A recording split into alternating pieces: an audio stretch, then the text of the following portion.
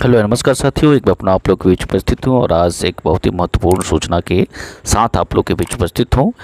केंद्र सरकार ने अभी अभी कैबिनेट की बैठक में एक बहुत ही महत्वपूर्ण फैसला लिया है और वो फैसला है नई पेंशन नीति को लेकर के। केंद्र सरकार ने एक नई पेंशन नीति का ऐलान किया है, एक नई पेंशन योजना का ऐलान किया है जिसका नाम है यूपीएस। इसको याद रखेंगे, यूपीएस यानी कि unified pension scheme. Unified pension scheme की जो शुरुआत होगी वो होगी 1 अप्रैल 2025 से। 1 अप्रैल 2025 से ये लागू हो जाएगी। और इसमें एक और ध्यान देने वाली बात ये है कि 2004 से ले करके और 31 मार्च 25 तक अगर कोई व्यक्ति रिटायर्ड किए हैं तो भी इस नए स्कीम का लाभ ले सकते हैं, क्योंकि 2004 से एनपीएस शुरू हो गया, न्यू पेंशन स्कीम शुरू। पहले के कर्मियों को ओपीएस मिलता था, यानी कि ओल्ड पेंशन स्कीम, अब कहा जा रहा है इन्हें ओपीएस। पहले सिर्फ पेंशन स्कीम ही कहा जाता था, तो ओपीएस मिलता था। उसके बाद 2004 के बाद उस पेंशन स्कीम को बंद करके एनपीएस लागू किया गया और अब 1 अप्रैल 2025 से एक नई पेंशन स्कीम लाया गया है, यूपीएस। यूपीएस मतलब कि यूनिफाइड पेंशन स्कीम। तो इसके बारे में और भी हम लोग जानकारी लेंगे। आगे बढ़ने से पहले आप सभी मित्रों से अनुरोध करूंगा कि जो भी मित्र चैनल पर नए हो कृपया करके चैनल को सब्सक्राइब अवश्य कर लेंगे, लाइक करेंगे, शेयर करेंगे तथा अपना कमेंट्स करना नहीं भूलेंगे। तो आगे बढ़ते हैं मित्रों, देखते हैं कि इसमें और कौन कौन सी बातें हैं इस यूपीएस की, यानी कि यूनिफाइड पेंशन स्कीम की।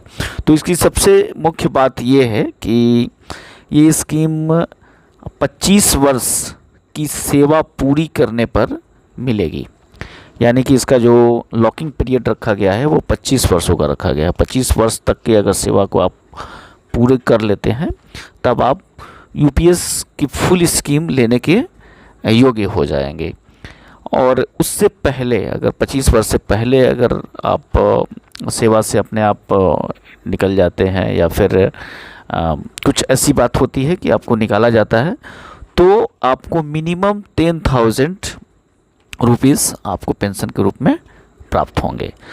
अब ये हम लोग समझते हैं कि अगर 25 साल की सेवा को अगर हम लोग पूरा कर लेते हैं तब कौन सी लाभ मिलेगा और कैसे लाभ मिलेगा। तो अगर 25 साल की सेवा अगर आप पूरा करते हैं तो रिटायरमेंट के जो आखिरी के 12 महीने हैं, आखिरी के 12 महीने के जो बेसिक पे होगा, बेसिक पे की एवरेज निकाल करके उसका 50% पेंशन के रूप में आपको प्राप्त होगा, जो कि पहले भी था। पहले भी यही था कि ओपीएस में कि जो भी पेंशन का निर्धारण होता था रिटायरमेंट के समय, जो आपका बेसिक पे होता था उसका 50%, वो सिस्टम को अभी भी रखा गया है, लेकिन यहाँ पिछले 12 महीने का एवरेज रखा गया है।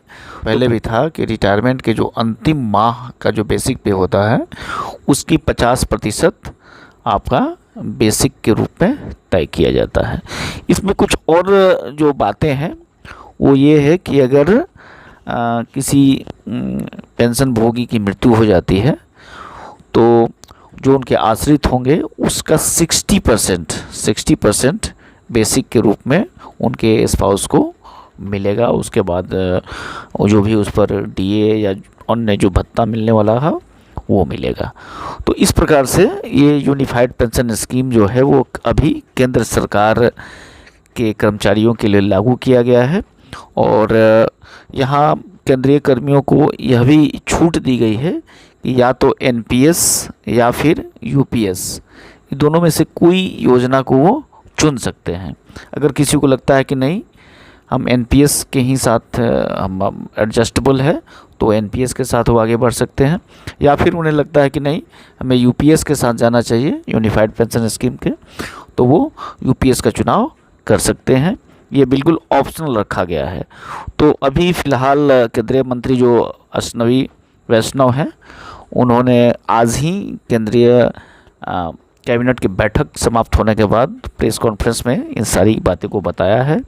और फिलहाल केंद्र सरकार के जो 23 लाख कर्मी हैं उनके लिए एक बहुत ही अच्छी खबर है कि अब उन्हें यूपीएस यानी कि यूनिफाइड पेंशन स्कीम का लाभ आसानी से मिल जाएगा।